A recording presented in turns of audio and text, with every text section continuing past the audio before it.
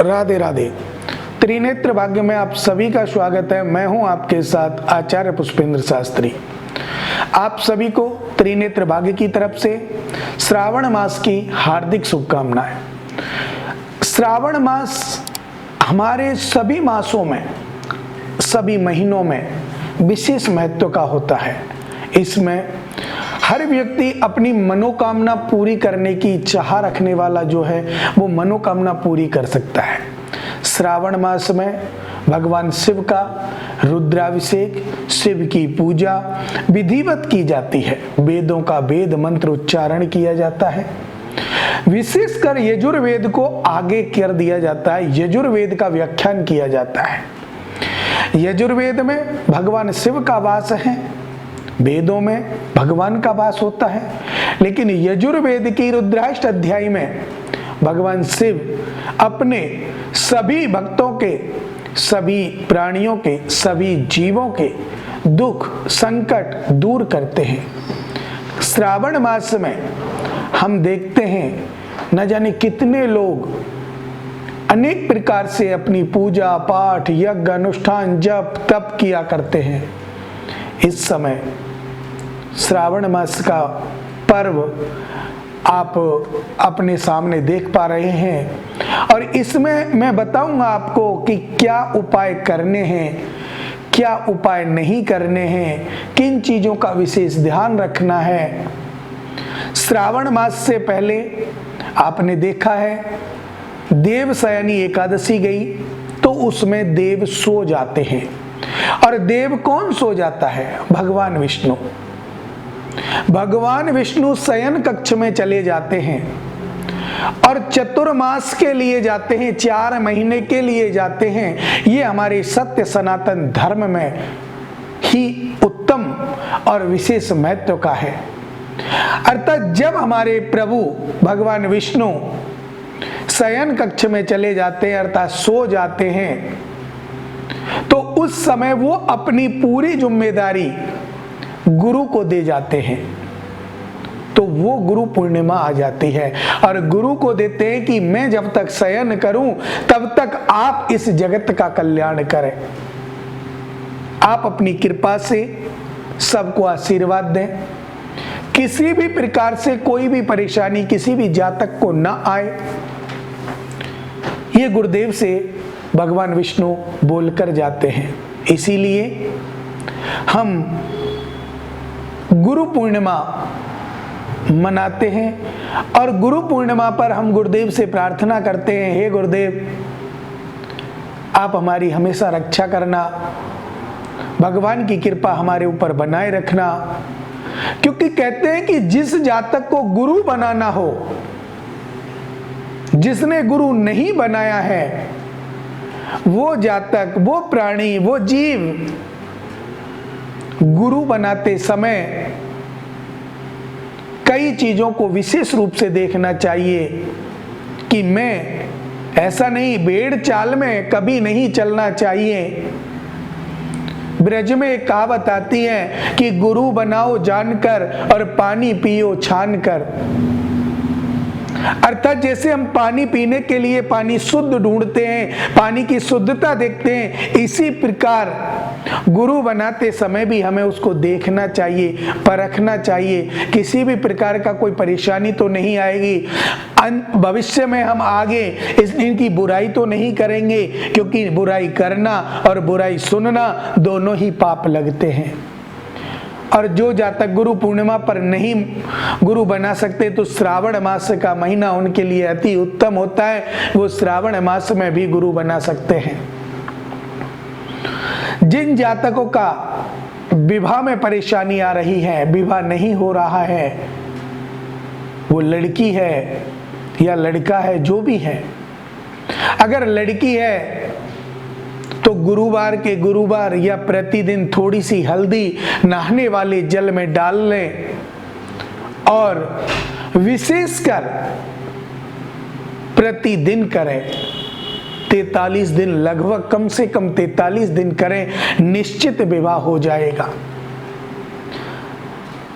अगर आपको ये लगता है कि विवाह में वास्तविक विलंब हो रहा है, उपाय भी कर रहे हैं, उसके लिए आप गन्ने का जूस लेकर के शिवलिंग पर जाएं, शिव मंदिर में जाएं और शिव मंदिर में गन्ने का जूस लेकर के आप गए, 11 अखंडित चावल लेकर के जाए, पहले शुद्ध जल से स्नान कराएं, फिर गन्ने के जूस से रुद्राभिषेक करें, फिर 11 चावल जो आप हाथ में लेके गए शिवलिंग पर चढ़ा दें और प्रार्थना करें, हे प्रभु आप मेरा जो भी कष्ट है, चाहे वो विवाह का कष्ट है, चाहे वो नौकरी का कष्ट है, उसे पूरा करें। अगर आप ये उपाय श्रावण मास में करते हैं तो निश्चित मान लीजिए कि देव उठेंगे उसी समय, नवंबर में जब देव उठनी एकादशी आएगी उससे पहले रिश्ता पक्का हो जाएगा। विवाह मुहूर्त देख करके सुंदर और शुद्ध मुहूर्त में आपका विवाह हो जाएगा। श्रावण मास में हमें अधिक पूजा पाठ करना चाहिए, शिव जी के मंदिर में जाकर के प्रतिदिन रुद्राभिषेक करना चाहिए। जरूरी नहीं है कि आप बहुत सारी सामग्री लेकर के आए, सिर्फ कच्चा दूध लेकर के आप अभिषेक कर सकते हैं। दूध, दही, शहद, पंचामृत बनाया, 1 गिलास बनाया, 1 लोटा बनाया, जितना भी आप अपनी इच्छा है और उससे आप अभिषेक कर सकते हैं।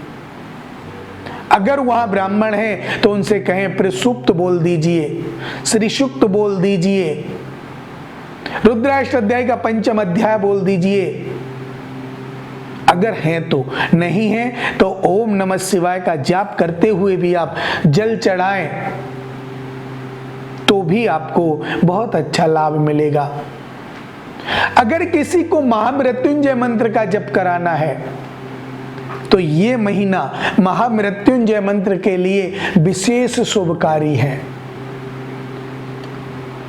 कोई बीमार है, डॉक्टरों ने जवाब दे दिया या बीमारी में कोई दवा नहीं लग पा रही है, तो ऐसी अवस्था में आपको महामृत्युंजय मंत्र का जप करना विशेष शुभकारी होगा और वो श्रावण मास में अगर आप करेंगे तो और लाभकारी बन जाता है। जब तक आप सोचते हैं समय निकल जाता है, तो हमें समय का सदुपयोग करना चाहिए। भगवान शिव को, मां गौरा को, गणेश जी भगवान की पूजा करनी चाहिए। जो जातक कर्ज से परेशान हैं, कर्ज नहीं चुका पा रहे हैं और कर्ज बढ़ता जा रहा है, तो एक दूर वाले घास का 1 दिन का गणेश जी के हाथ पर रखें, गणेश स्तोत्र का पाठ करें और प्रार्थना करें, प्रभु मेरा कर्ज उतर जाए। तब आप ऐसा करेंगे तो धीरे धीरे करके आपके कर्ज उतारने का जो रास्ता है वो खुल जाएगा, आपको पैसा आ जाएगा और आपका कर्ज उतर जाएगा। और इसी के साथ अगर कोई व्यक्ति अधिक बीमार है तो उसके लिए मैंने महामृत्युंजय मंत्र तो बताया ही है, लेकिन उसके लिए जो सोमवार हमारे श्रावण के महीने में आएंगे उन सोमवारों के सोमवार पे रुद्राभिषेक अवश्य कराएं। अगर वो सक्षम है बैठने के लिए तो बिठाएं, सक्षम नहीं है तो मंदिर में ले जाकर के किसी दूसरी जगह बिठा दें।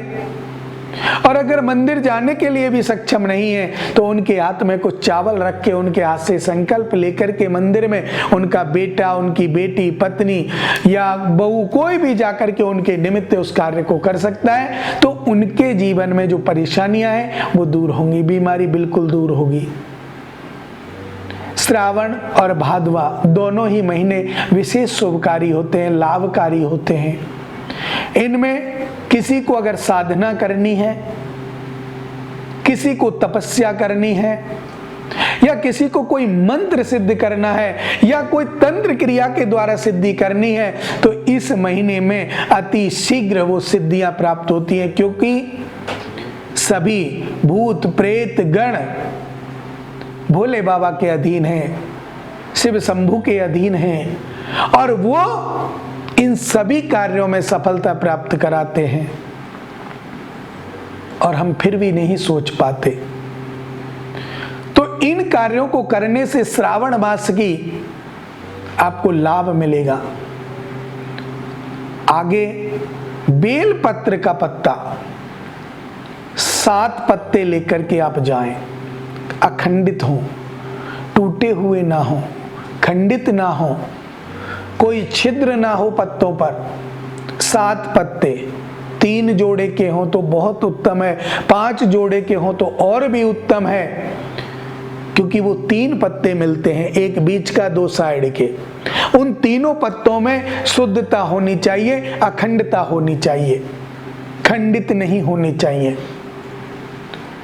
और सिंदूर से, मोर पंखी से उन बीच वाले पत्ते पर जय श्री राम लिखें और उसको उल्टा करके शिवलिंग पर रख दें और वहां रखते समय ओम नमः शिवाय का जप करें। मनोकामना मन में बोलें, निश्चित मान लीजिए आपका कार्य हो जाएगा। कोई भी परेशानी आपके जीवन में नहीं आएगी। भांग आपके आसपास होती ही है, थोड़ी सी भांग की पत्तियां आप शिवलिंग पे चढ़ाएं, धतूरे के फल आप शिवलिंग पे चढ़ाएं। तो अगर आप ये सब बातें, बेल का फल, जो बेल का फल होता है, बेल पत्र का जो फल होता है, वो आप 2 फल अगर आप चढ़ाते हैं तो आप समझ लीजिए आपके हजारों यज्ञ, आप हजारों यज्ञ करेंगे तब जो फल प्राप्त होगा। श्रावण मास में 7 बेल पत्र और 2 बेल के फल आप शिवलिंग पर अगर चढ़ाएंगे तो वो फल जो आपको यज्ञ करने से प्राप्त हुआ है वो उसी से प्राप्त होगा। लेकिन श्रावण मास में अगर आपके घर में गृह कलेश बना हुआ है, परेशानी आ रही है, पति पत्नी में झगड़ा है, सास बहू में झगड़ा है, नहीं मानते, एक दूसरे में परेशानियां चल रही हैं, तो उसके लिए आपको सोमवार वाले दिन या गुरुवार वाले दिन श्रावण मास में एक छोटा सा उपाय करना है। आपको सीधे शिव मंदिर में जाना है और शिव जी के सामने जो नंदीश्वर भगवान विराजमान है, नंदी के कान में बोलना है और 3 बार बोलना है और कहना कि हे प्रभु, मैं आपसे कह रही हूं या कह रहा हूं, आप भोले तक, भगवान तक मेरी ये प्रार्थना पहुंचा दीजिए, मेरा उद्धार हो जाएगा। ये बोलने के बाद आप चुपचाप अपने घर चले आओ, किसी से नहीं बोलना है, किसी से कोई बात नहीं करनी, घर आकर के फिर अपनी दैनिक क्रिया में लग जाइए। लेकिन ये फल भी आपको श्रावण मास में मिलेगा। हालांकि कर तो कभी भी सकते हैं, लेकिन विशेष फल जो मिलेगा वो श्रावण मास में मिलेगा। अब श्रावण मास में हमें क्या नहीं करना है, ये विशेष सोचने वाली बात है। रजस्वला स्त्री या गर्भवती स्त्री कभी भी किसी भी प्रकार से शिव मंदिर में नहीं जानी चाहिए, शिवलिंग के पास नहीं जानी चाहिए। अगर खाने की बात करें तो कढ़ी आपको श्रावण मास में नहीं बनानी चाहिए, और अगर बनानी पड़ जाए, आपका मन करता है कि नहीं मैं तो खाऊंगा या खाऊंगी, तो उसमें आप फलोरी डाल सकते हैं, हरी जैसे पालक डाल सकते हैं, कोई भी चीज डाल सकते हैं। ना बनाए तो ही उत्तम है, और अगर बनाए तो वो सब चीजें डाल करके बना भी सकते हैं, लेकिन वो दोष तो रहता ही है, इसलिए बिल्कुल ना बनाए। श्रावण मास में अपने मन से कभी किसी को गलत ना बर्ताव करें, किसी के बारे में गलत ना सोचें, क्योंकि आप जिसके बारे में गलत सोचेंगे वो आपके साथ घटित हो सकता है। तो इसी के लिए आपको इन चीजों का विशेष ध्यान रखना चाहिए। और जब तक आप श्रावण मास में इन उपायों को करते हैं, बहुत से लोग कहते हैं देव सो गए तो पूजा किसकी करें। हमारे सत्य सनातन धर्म में विशेष आपको बताया जाता है कि अगर देव सो गए हैं, भगवान विष्णु सो गए हैं, तो उन्होंने जिम्मेदारी गुरु को दी है, गुरु की पूजा करें, भगवान शिव की पूजा करें, जिससे माता रानी की पूजा करें, तो आपके जीवन में सफलताएं आएंगी, आपका जीवन लक्ष्य श्रेष्ठ होगा। श्रावण मास में जितने भी आप अनुष्ठान कराते हैं, पूजा पाठ कराते हैं, किसी मंत्र जप कराते हैं, पितरों के निमित्त गायत्री भी कराते हैं, तर्पण भी कराते हैं, तो भी आपको विशेष लाभ मिलेगा और आपके कार्य निश्चित रूप से सफल होंगे। श्रावण मास विशेषकर आपके जीवन को सफलतापूर्वक आगे बनाता है और इसी के लिए विशेषकर अपने जीवन में सफलता प्राप्त होती है।